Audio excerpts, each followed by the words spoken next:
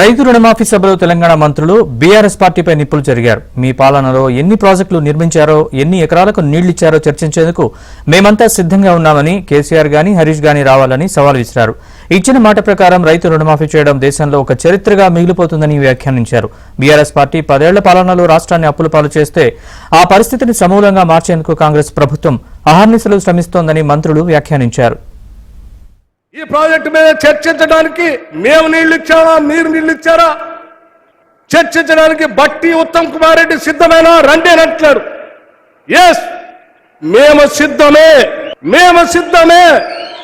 ఈ రాష్ట్రంలో మేము ఏ ప్రాజెక్టులు కట్టాం, లక్షలాది ఎకరాలకు మేము ఎక్కడ నీళ్లు ఇచ్చాం, ఏ ప్రాజెక్టులు మొదలు పెట్టామో, ఏ ప్రాజెక్టు అతి తక్కువ ధరతో నీళ్లు ఇవ్వటం కోసం ప్రయత్నం చేసామో చెప్పడానికి నేను మా ఉత్తమ్ కుమార్ రెడ్డి గారు సిద్ధమే.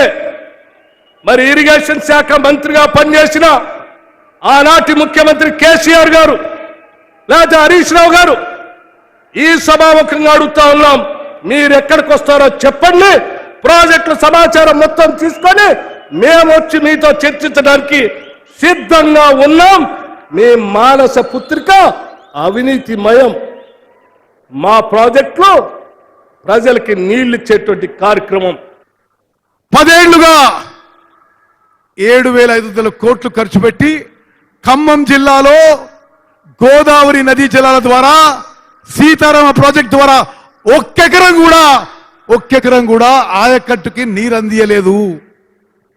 ఈరోజు ముఖ్యమంత్రి రేవంత్ రెడ్డి గారు, ఉప ముఖ్యమంత్రి బట్టి విక్రమార్క గారు, మీ జిల్లా మంత్రులు తుమ్మల గారు, పొంగులేటి గారి నిరంతర ఫాలో అప్ ద్వారా వారి సలహా మేరకు ఉమ్మడి ఖమ్మం జిల్లాకి ఎంతో ఉపయోగపడే సీతారామ లిఫ్ట్ ఇరిగేషన్ ప్రాజెక్ట్ ని ముందుకు తీసుకుపోయినాం.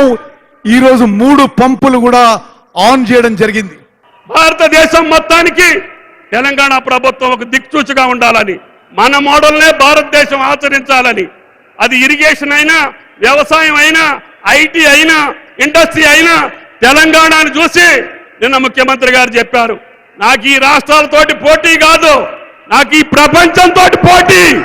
నా తెలంగాణ రైతులు కానీ, నా తెలంగాణ యువత కానీ, నా తెలంగాణ మహిళలు కానీ ప్రపంచానికి ధీటుగా నిలబడాలి తప్ప ఈ రాష్ట్రానికి ఆ రాష్ట్రానికి మేము పోటీ కాదు అని చెప్పారు. ఆ మాటని నిరూపించాలి, ఆ మాటని నిజం చేయాలి, ఆయన ఇంకా శక్తివంతుడు చేయాలి.